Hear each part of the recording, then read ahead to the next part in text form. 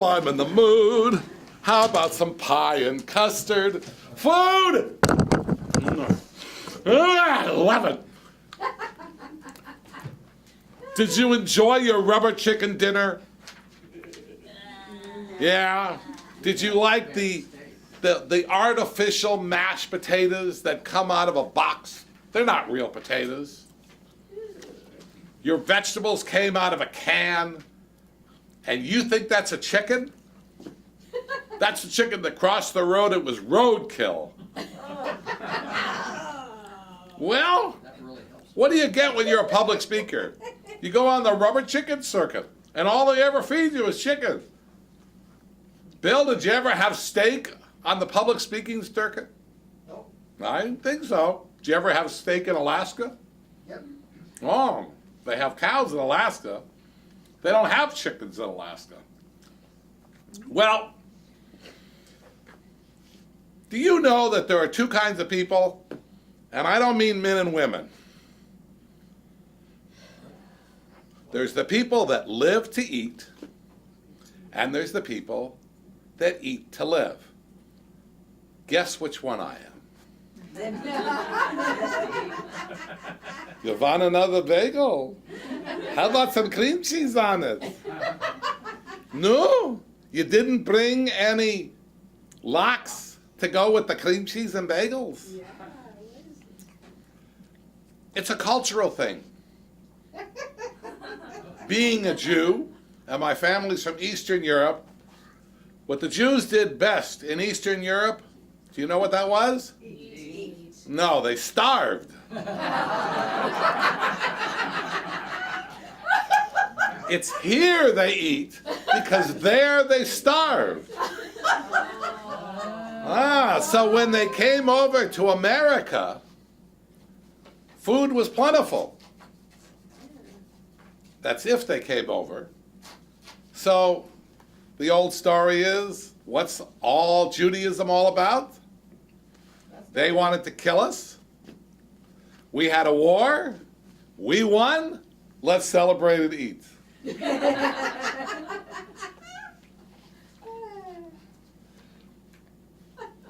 Italians are very much like the same thing.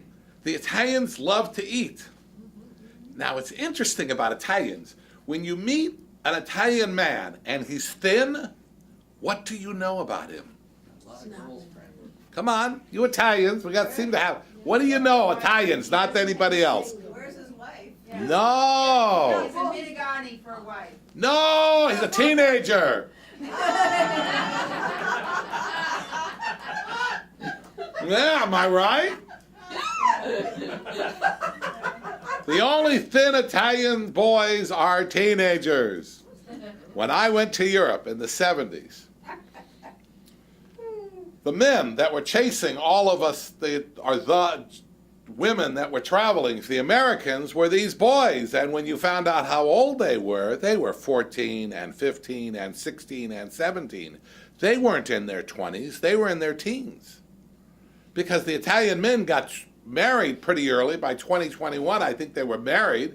And then their wives fattened them up. And then you had fat Italians, because they ate, and they ate, and they ate. The only difference is the Romans weren't the ones that were starving. It was everybody else that they starved us and worked us to death. But they now eat. So it's a cultural thing.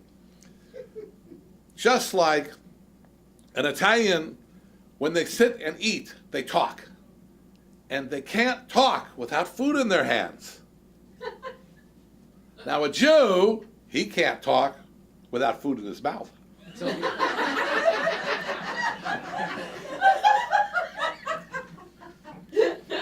You know, bagels just don't have it without the cream cheese.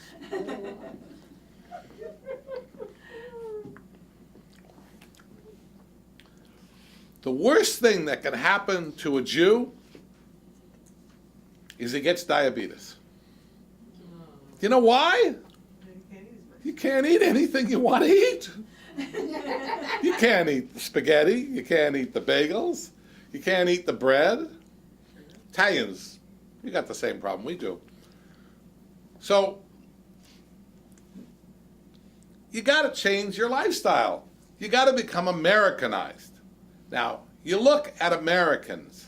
Now, I don't know about the last 10 years, but you go back and you look at American men that come from generations of Americans. And they're all reasonably thin. The Irish, they starved to death in Ireland.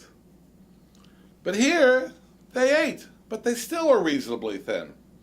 You look at Texans, you look at Richard. Richard's reasonably thin. I mean, he's all right for a guy, you know. He doesn't know how to eat. All he does is chase women. And he's busy chasing them, so he gets lots of exercise. Right, Richard? Hey, your problem is when you catch them, then you start getting fat, see? But it's true. You got to change your attitude. You got to decide that you're on this life, in this earth, to live a life without food. And you got to get your pleasure from such things as sex, women, business, promotion, dancing, singing, going to chorus, going up the bridge. These are all the things you need to learn to appreciate because you don't get to eat. That's really weird, right? But it's true. When you've been raised all your life that there's a party and you go, good, it's nice to talk to Bill and it's nice to talk to Ray and it's nice to Naomi or Naomi or Nadine. But when are they going to bring the food out already? You got to change your lifestyle and you got to say, oh, I can't eat the food. I have to leave it. So I'll go spend my time socializing. But I got to tell you, you think sex is good? It doesn't compare to the old kind of lox we used to have with all the nitrates in it, with all the salt in it. And that, with a bagel and cream cheese, was better than any sex you ever had in your life. And the whitefish, they don't even serve whitefish anymore. The whitefish that I remember was, oh my God, you would kill for it. The Nazis agreed so well, they did a lot of killing for it. And the Russians, when I buy lox, or I buy whitefish, or herring, and I buy it from the Russian supermarkets, it doesn't taste anything like the lox or herring that I remember and I buy in the store. So the Russians, you know, they didn't have a lot to eat. And I understand why they didn't have a lot to eat. They didn't need a lot to eat. Who cared? So as you finish up your artificial pudding with low-cal sugar in it, or sugar substitute in it, just remember that life is not all about food, but food is all about life. Food, glorious food, hot dogs and mustard, while I'm in the mood. How about a little crepe? I want a crepe. Madam Toastmaster. Thank you, Willard. Very entertaining.